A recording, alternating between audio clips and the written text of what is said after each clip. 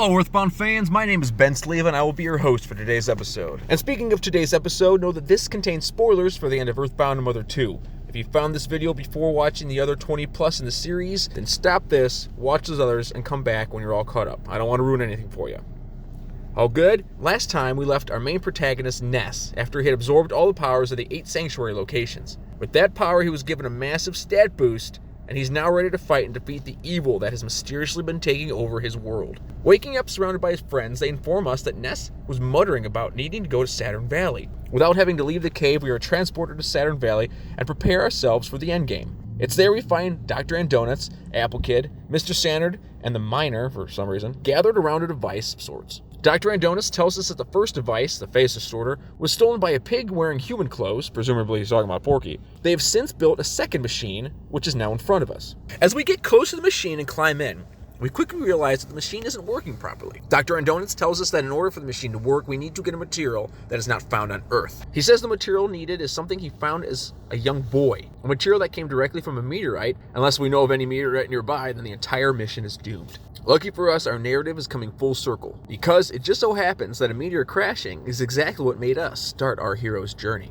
Zexonite is material in question, and we're almost ready to go get it. Before heading to Annette, stop by the shop and see what they're offering.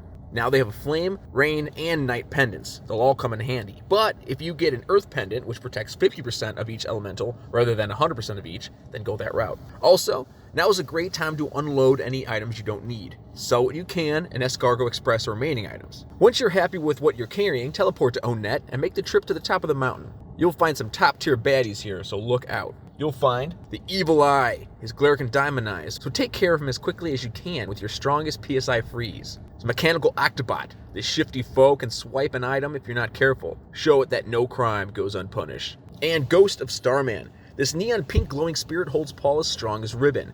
The ribbon is the Goddess Ribbon. There is once again a 1 in 128th chance of being dropped, so try it at your own risk. Avoid any enemies you can, or use this opportunity to grind. Remember to stop and give your mom a hug before you finish your journey, because mom's worry. She'll also heal you. At the top of the mountain, check the meter to get your Zexonite, then immediately step into a clearing and use PSI Teleport Beta and go to Dalam. It is here that you will stock up on brain food lunches. Fill your inventory with them. Spend the money on it. Spend all of it. They cost $800 a piece, and you probably have 100 grand, so don't hold back. From there, zip off to Deep Darkness if you'd like to stock Jeff up with some multi-bottle rockets, and then settle back at Saturn Valley, where you will buy a good amount of Horns of Life. Trust me, you will need them later. Give Dr. Andonuts the Zexonite, and he'll have you rest while they fix it. The next morning, talk to Dr. Andonuts again, and he'll tell you that the Phase Distorter 2 is ready to go. But first, you'll need to be absolutely sure that you're ready to go. Once you climb aboard, there is no coming back. If you're sure you're ready for the end, climb on in. The Phase Distorter will take you to the Lost Underworld, where a concentration of enemies has been detected. In this little bit of Earth surrounded by an abyss, you'll encounter Pooh's trainer, who will quickly teach him Starstorm Omega. Following the path, you will find the remains of the first Phase Distorter. Check it for an additional Horn of Life. Explore the area until Dr. Andonuts, Apple Kid, and Mr. Saturn show up with the Phase Distorter. They'll inform you that Giygas is attacking from this exact same spot that they're standing, but from the past. The only way to get him is to take the Phase Distorter 3, but there is a catch. Some might say it's the ultimate catch. This model of Phase Distorter can't transfer organic material. Your body can't be sent. Only your spirit can make the trip. And of course, there's a big chance that you won't be able to return once you're sent. Are you ready? Either you accept your fate or prepare for the Earth's destruction. Luckily, we choose to fill the shoes of the chosen ones and go headfirst into the abyss. Ness pushes the button to start the Phase Distorter 3, and the process begins. After some time, you arrive in the Cave of the Past. Give yourself a minute to take in the surroundings. We're in a place like we've never seen before. The Phase Distorter you came out of will be your healing unit and save place from now on. Note that you cannot return to any previous location. You're in the Cave of the Past until you defeat Giygas, baby. You'll have a beefy amount of enemies in the screens to come. Let's go over them. There is the Bionic Kraken. Make sure to equip the Franklin badge and watch your HP counter. A win could yield a rare Gutsy Bat. Final Starman. He is the last of the long line of Starmen. Counter his strong PSI attacks with a PSI shield. Ghost of Starman. This neon pink glowing sprite holds Paula's strongest ribbon. Nuclear Reactor Robot. Though its fuel replenishment is quite an annoyance, take care of it last, unless you want a face full of shrapnel. Squatter Demon. A single bite from this foe can poison or dynamize. Tread lightly. An Ultimate Octobot. A thief and master of electric slide. Just watch you don't get paralyzed by it. And there you have the wild and woolly Shambler. Watch for its PSI Shield Beta. It can make for a hairy battle. Of all of them, the Nuclear Reactor Robot, Ghost of Starman, and Final Starman pose the greatest threat. The Nuclear Reactor Robot explodes upon defeat, dishing out a large amount of damage to one or two party members. The Ghost of Starman can use PSI Sandstorm Alpha, while Final Starman possesses PSI Sandstorm Omega, along with PSI Healing Omega, meaning he can revive fallen enemies. It really is best to use physical attacks against these enemies, just so you can save your PP for the boss battle. The map is a straight path that takes you through 3 portions. The first is the butterfly area that's typically near this cutout area, and the second area has a butterfly where the path gets wide. Despawn any enemies that you can, because you'll need all the energy you have. I've always been blown away about how strong this dungeon area is. It's teeming with enemies, and it's a long haul. If you don't think you'll be able to make it with all 4 characters in good standing, then head back to the beginning, start fresh, heal, continue on. If you're lucky enough, you'll make it all the way to the mouth of Giygas' lair. Consider yourself quite lucky. You've survived the first phase of the boss, and we're on to the hard part. Enter Giygas' lair and buckle in. You're about to be scared. The entire floor heaves and pulses as if alive, and the only sound to be heard is a steady, labored breathing. Before going on, have Pooh life up everyone to max HP, and use brain food lunches to max everyone's PP. Then, trek through this area, and ultimately you'll reach the focal point of the membrane, a single eye device. With a shudder, the entire screen heaves and the eye dilates, revealing a face, Ness's face, only with a blue cap. Pokey teleports from above, encased inside of a spider mech apparatus, and descends upon you. He speaks of the prophecy foretold by the Apple of Enlightenment and speaks of the very nature of Giygas. No longer is he the wielder of evil, but the evil power made manifest. Before we go over strategy, let's go back and see just what made Giygas become this powerful. A quick side note, we're only going over what happens in Earthbound and Mother 2. We're not talking about beginnings, we're not talking about Mother 3. Known as the embodiment of evil and the universal cosmic destroyer, Giygas is an evil alien who, upon failing his original mission to reclaim the knowledge of PSI from humans, intends to sentence all of reality to the horrors of infinite darkness. With an army of starmen, Octobots, and other deadly machines, Giygas also uses his immense power to influence certain Earthlings to assist him, such as Pokey Minch and Monotoli. His influence has caused animals and people to become violent and distressed. He belongs to a race of aliens who originally had the power of PSI. 10 years in the future, Giygas has taken over Earth and sent it all into darkness. To stop him, one of the only beings who managed to escape destruction in the future, an alien insect named Buzzbuzz, travels back to 1990X. Buzzbuzz warns Ness of the impending catastrophe. Giygas discovers the Apple of Enlightenment, which prophesizes his defeat at the hands of Ness, and so he travels back into the past in order to stop Ness. Now, wielding a vast cosmic power which he is unable to control, Giygas becomes a threat to the existence of the universe itself. In Pokey Minch's words, he is the evil power. Due to the loss of his mind, Giygas becomes irrational and incapable of thought. To rectify this, Pokey seals him in the devil's machine so that his power would be contained and his mind kept intact. It is here, contained in the devil machine, that we come face to face with Giygas for the first time. And because he is in this form, he is completely invincible. Don't even try to hit him, his shields would deflect your attack. He also is fond of PSI Rocket Alpha and Beta. So Paul created a Psychic Shield Sigma, the one that absorbs psychic powers, but doesn't reflect attacks. To best this form of Giygas, the key is to focus on Porky. Have Jeff use any remaining multi-bottle rockets on Porky, and the heavy bazooka if you don't have any. Paula and Pooh will dish out their best freeze attacks, and Ness should try paralysis, which occasionally will work on him. Occasionally, Pokey will tear into you, dealing a good deal of damage, but other than that, his only attack is a stinky gas that lowers your offense. Once you've done 1,746 damage to Porky, he will make the fatal mistake of turning the devil's machine off to reveal Giygas' true form, a swirling red mass in the universe. Porky does a good job defying the situation. So isn't this terrifying? I'm terrified too. Giygas cannot think rationally anymore, and he isn't aware of what he is doing now. His own mind was destroyed by his incredible power. What an almighty idiot. That's what he is, and you'll just be another meal to him.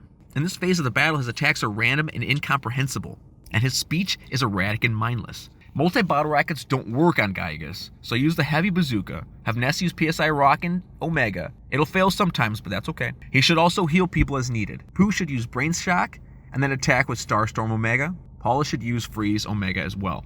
Giygas will unleash a strange attack that you cannot grasp. This attack takes a form of a purple shockwave, and you will have one of 3 effects. It'll either be PSI Freeze Beta attack against all characters, PSI Flash Omega attack that'll probably paralyze or kill anyone who isn't properly equipped, or PSI Thunder Beta attack. Just keep hacking away until Porky reappears to taunt you.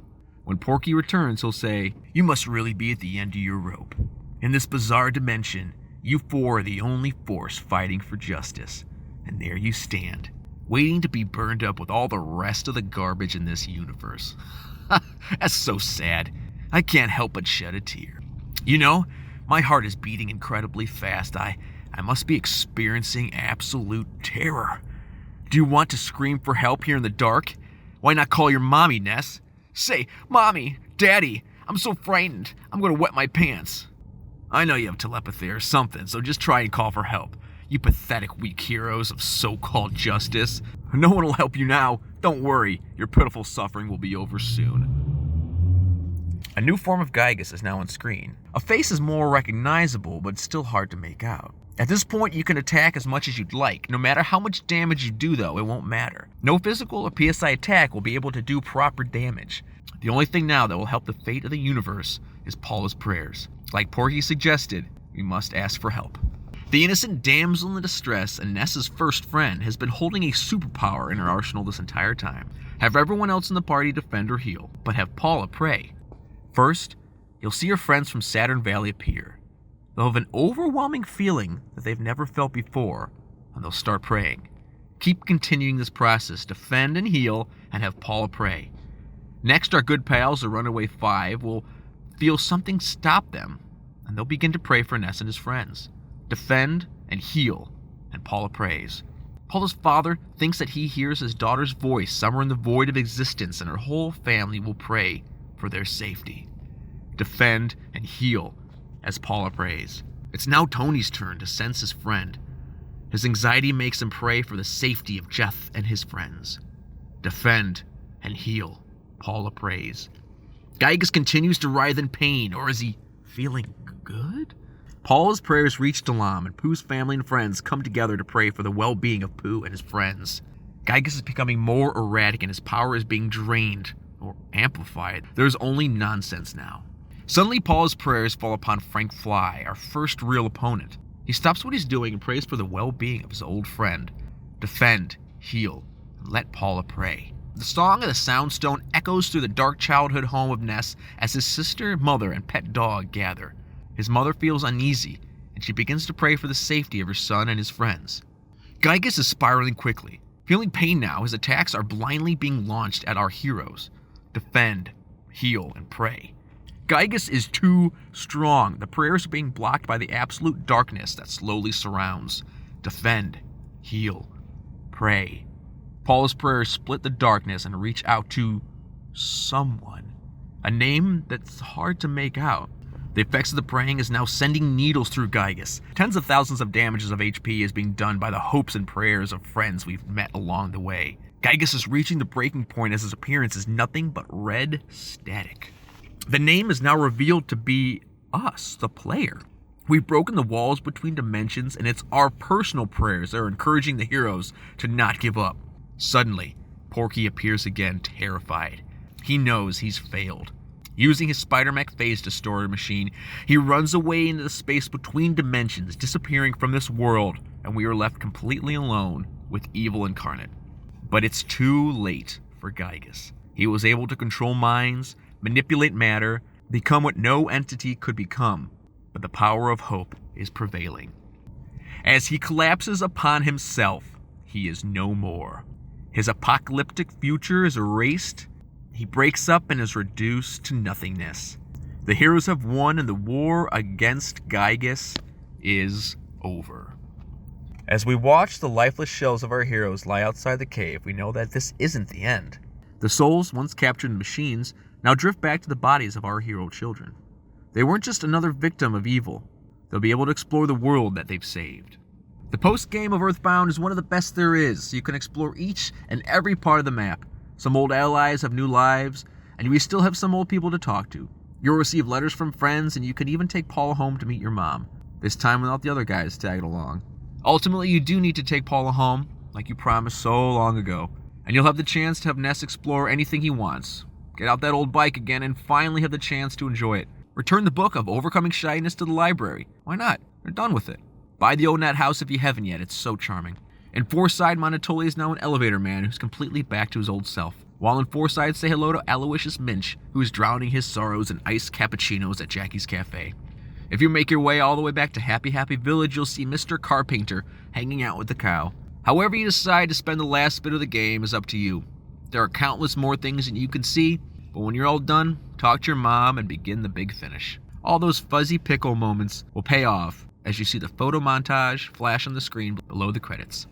And there you have it, guys, a very, very long episode to finish out the series. I truly have had a great time making these videos, mostly because of the friends I've made along the way. Much like the game of Earthbound, it helps me reflect on the parts of my life and the journey we all take. I remember playing through Giygas the first time in my basement as probably a 10-year-old kid in front of my 20-inch CRT television. I know I had the lights off and the entire room was illuminated with a red static, and then suddenly, absolute dark. I still get chills thinking about how cool the payoff was. I'm an endings man. I think the ending of a game is 50% of it, and Earthbound delivered. I think most of us are familiar with the controversy of Giygas' appearance. I'm not really going to get into that, but him representing literal evil was more than any enemy that my little brain could have thought up. I think that's why I love playing the game so much. I feel like I'm personally responsible for saving the world. That might sound silly, but there's a reason I've come back time and time again.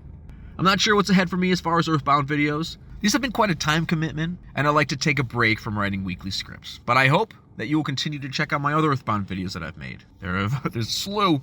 Feel free to treat the comments as a Q&A about all the bosses we've gone through, or if you just want to talk about Giygas, I'm cool with that. I hope that I've done the entire series justice, and I hope that you'll be better prepared for the bosses on your next run. Keep throwing the peace signs and saying fuzzy pickles when the cameraman shows up, and don't forget the feeling that you got when you first defeated Giygas. I've been Ben Sleva, your host for the last 7 months, and like always, later days.